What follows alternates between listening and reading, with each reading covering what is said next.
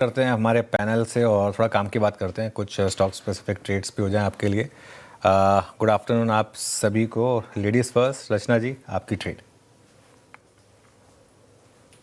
Ji good afternoon and मेरी तरफ से जो ट्रेड रहेगी at this point in time that will be in Federal Bank को हम शॉर्ट साइड पे प्ले करेंगे एंड यहाँ पे हम जो फ्यूचर्स पे 291.5 के करीब बैठे हुए हैं, हम इसमें ऐसे लगाएंगे 293 पे।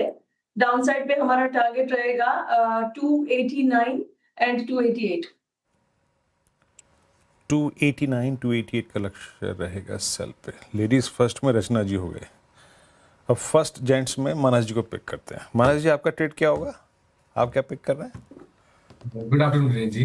तो देखिए जीएमआर एयरपोर्ट्स पे खरीदारी करने की राय रहेगी। जीएमआर में करेक्शन देखने को मिला था, करीब करीब 200 मूविंग एवरेज टेस्ट भी हुए 2 दिन पहले, लेकिन रिकवरी देखने को मिली तो 10-20 मूविंग एवरेज रीगेन हो गए।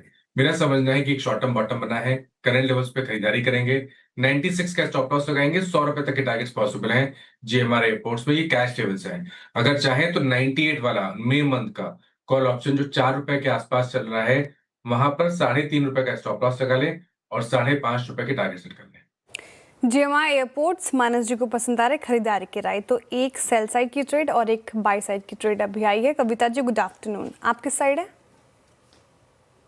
हाय good afternoon Shreya, good afternoon everyone. So buy side होगा trade and that is on Polycab. As of now 8190 के लेवल पर है और ऑन अ डेली चार्ट अपने 10 EMA के ऊपर अच्छे से प्लेस्ड है, forming morning star formation.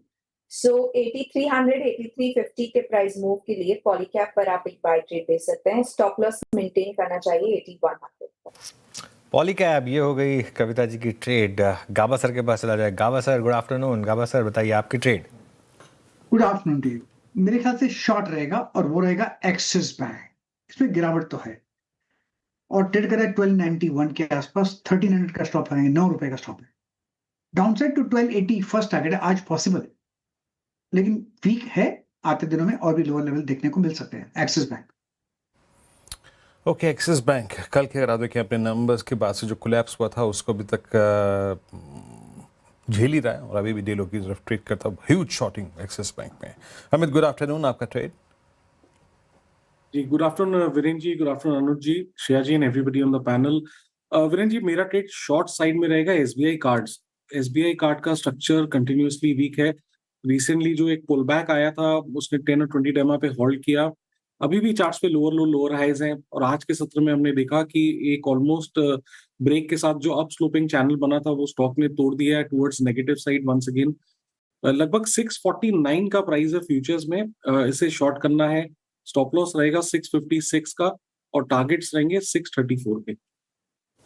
SBI card नतीजे पसंद नहीं आए स्ट्रीट को और स्टॉक नीचे कामकाज करता हुआ नजर आएगा। बिकवाली की राय 3.5% डाउन है आज के सेशन में, अमित जी की तरफ से आ गई। लेकिन इस मार्केट में आपका इन्वेस्टमेंट आइडिया क्या हो, ये समझ लेते हैं मयूरेश जी से। मयूरेश जी गुड आफ्टरनून, स्वागत है आपका कार्यक्रम में। बताइए आपका investment idea. Afternoon, Shreya. Afternoon, Anuj ji, Viru ji, and everyone on the panel. तो हमें लगता है I think PAR as a space will continue doing well.